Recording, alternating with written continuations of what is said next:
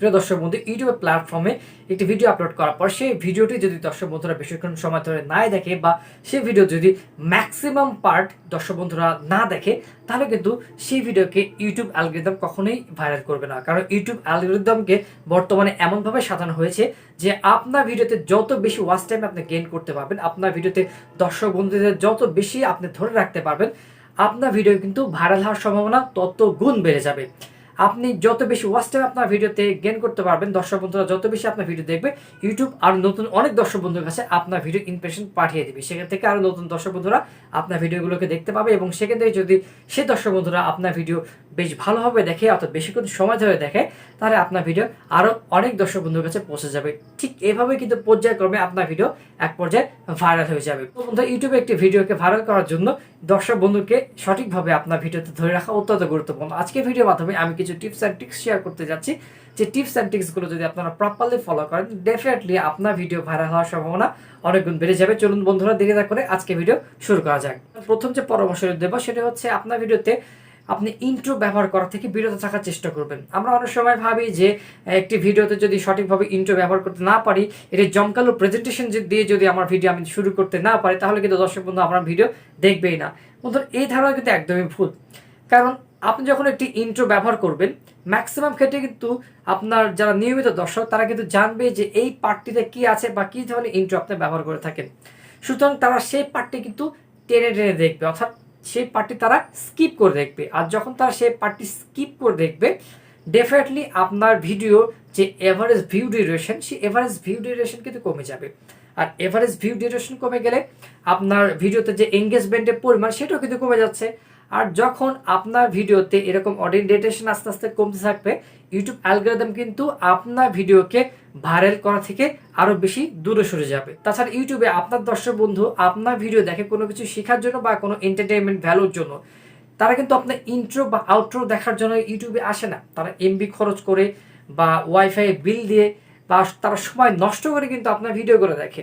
তো সেক্ষেত্রে এমন কোনো কাজ করা যাবে না যে যার কারণে আপনার ভিডিওকে দর্শক বন্ধুরা টেনে টেনে বা স্কিপ করে দেখে। ধরো আমি দ্বিতীয় যে পরামর্শটি দেবো সেটি হচ্ছে, কোনো কারণ ছাড়া আপনার ভিডিওকে আপনি বড় করবেন না। দেখুন বন্ধুরা, একটি 3 মিনিটের ভিডিওকে আপনি 3 মিনিটেই তৈরি করার চেষ্টা করবেন। একটি 10 মিনিটের ভিডিওকে আপনি 10 মিনিটে তৈরি করবেন। আপনি যে ভিডিওর জন্য অর্থাৎ যে টপিকের জন্য যতটুকু সময় প্রয়োজন আপনি ততটুকু সময় কিন্তু ব্যবহার করবেন। অযথা 2 মিনিটের ভিডিওকে আপনি 10 মিনিট তৈরি করবেন না, বা 10 মিনিটের ভিডিওকে আপনি 30 মিনিট তৈরি করবেন না। অযথা ভিডিওর লেন্থকে বড় করে দর্শক বন্ধুদের আপনার ভিডিও থেকে চলে যেতে বাধ্য করবেন না। কারণ ইউটিউবে অনেক কন্টেন্ট ক্রিয়েটর আছে যারা কিন্তু অল্প সময়ের মধ্যে অনেক ইনফরমেশন বা অনেক কিছু দিয়ে কিন্তু ভিডিও তৈরি করে। দর্শক বন্ধুরা কিন্তু সেই সমস্ত ভিডিও দেখতে বেশি পছন্দ করে, কারণ বর্তমানে কিন্তু সময় অনেক মূল্য, প্রত্যেকটি মানুষই ব্যস্ত।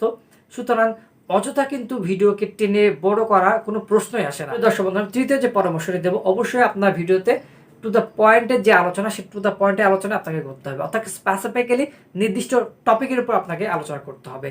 নির্দিষ্ট টপিকের উপর আলোচনা করা বাদ দিয়ে আপনি যদি সাইডে অন্য কোনো বিষয় নিয়ে আলোচনা করা শুরু করে দেন, দর্শক বন্ধুরা কিন্তু আপনার ভিডিও স্কিপ করে দেখার চেষ্টা করবে। এক পর্যায়ে কিন্তু বিরক্ত হয়ে আপনার ভিডিও ছেড়ে চলে যেতে পারে। সুতরাং চেষ্টা করবেন যে আপনি যে নির্দিষ্ট বিষয়ের উপর ভিডিও তৈরি করছেন সেই নির্দিষ্ট বিষয়ের মধ্যেই থাকা। সেক্ষেত্রে সাইডে অন্য কোনো বিষয় না নিয়ে আসা কিন্তু সবচেয়ে ভালো হবে। তাহলে দর্শক বন্ধুরা কিন্তু আপনার ভিডিও সম্পূর্ণটি বেশ ভালোভাবে দেখবে। দর্শক বন্ধু, আমি পরে যে পরামর্শটি আপনাদের সাথে শেয়ার করবো সেটা হচ্ছে, অবশ্যই আপনার প্রথম যে সেন্টেন্সটি আপনি আপনার ভিডিওতে ব্যবহার করবেন বা প্রথম যে ওয়ার্ডটি আপনার ভিডিওতে আপনি ব্যবহার করবেন, সেটা যেন অবশ্যই অত্যন্ত আকর্ষণীয় হয়।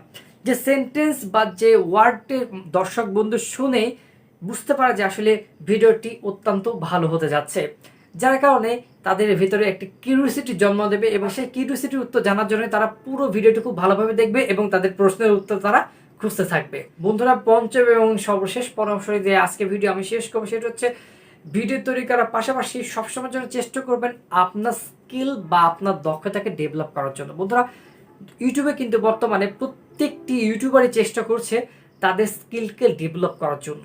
আপনি প্রাথমিক পর্যায়ে যখন ইউটিউবিং শুরু করবেন, আপনার ভিডিওর ক্যাটাগরি অনুযায়ী আপনার ভিডিও কোয়ালিটি কিন্তু ভালো নাও হতে পারে, কিন্তু দিন যাবে আস্তে আস্তে কিন্তু ভিডিও মেকিংয়ের যে দক্ষতা আস্তে আস্তে আপনার মধ্যে ইমপ্রুভ করতে থাকবে। আর এর জন্য অবশ্যই আপনাকে নিয়মিত ইউটিউবে কাজ করতে হবে, নিয়মিত আপনাকে ভিডিও তৈরি করতে হবে। ভিডিও তৈরি করার ক্ষেত্রে অনেকগুলো সমস্যা দেখা দেবে। সেই সমস্যাগুলো আস্তে আস্তে আপনার সমাধান করার চেষ্টা করবেন এবং কি কি সমস্যাগুলো হচ্ছে এগুলো ফাইন্ড আউট করার চেষ্টা করবেন। যদি আপনি আপনার ভিডিও মেকিংয়ের সময় যে সমস্ত প্রবলেমগুলো সৃষ্টি হচ্ছে বা আপনার ল্যাকেন্সগুলো যদি আপনি প্রপারলি ফাইন্ড আউট করতে পারেন এবং সেই ল্যাকেন্সগুলো নিয়ে যদি আপনি রিসার্চ করে সঠিকভাবে কাজ করতে পারেন এবং সেই ল্যাকেন্সগুলো যদি আপনি ওভারকাম করে আপনার স্কিলকে ডেভেলপ করতে পারেন, তা ডেফিনেটলি কিন্তু আপনার ভিডিও মেকিং যে ক্যাটাগরি বা আপনার ভিডিও মেকিং যে স্কিল, এটি কিন্তু আস্তে আস্তে ইমপ্রুভ করতে থাকবে। একটা পর্যায়ে দেখবেন যে একজন প্রফেশনাল বড় ইউটিউবারের মতো আপনি আপনার ভিডিও তৈরি করতে পারছেন। তখন কিন্তু দর্শক বন্ধুরা অটোমেটিকভাবে আপনার ভিডিও দেখতে থাকবে। সো বন্ধুরা, দিন যাওয়ার সাথে সাথে অবশ্যই আপনার নিজেকে ডেভেলপ করতে হবে, আপনার স্কিলকে ডেভেলপ করতে হবে। এক সময় দেখবেন যে ইউটিউব আপনার প্রত্যেকটি ভিডিওকে দর্শক বন্ধুর কাছে বেশি পরিমাণ সাজেস্ট করছে এবং একটা পর্যায়ে আপনার চ্যানেলে কিন্তু র্যাঙ্ক হয়ে গেছে। সো বন্ধুরা, এই ছিল আজকে পরামর্শ। আশা করছি পরামর্শগুলো প্রপারলি ফলো করলে ডেফিনেটলি আপনার চ্যানেল র্যাঙ্ক করার সম্ভাবনা অনেক গুণ বেড়ে যাবে এবং আপনার ভিডিওতে আপনি প্রপারলি আপনার দর্শক বন্ধুদের ধরে রাখতে পারবেন। নেক্সট ভিডিওতে আবার দেখা হবে। সে পর্যন্ত সবাইকে ধন্যবাদ।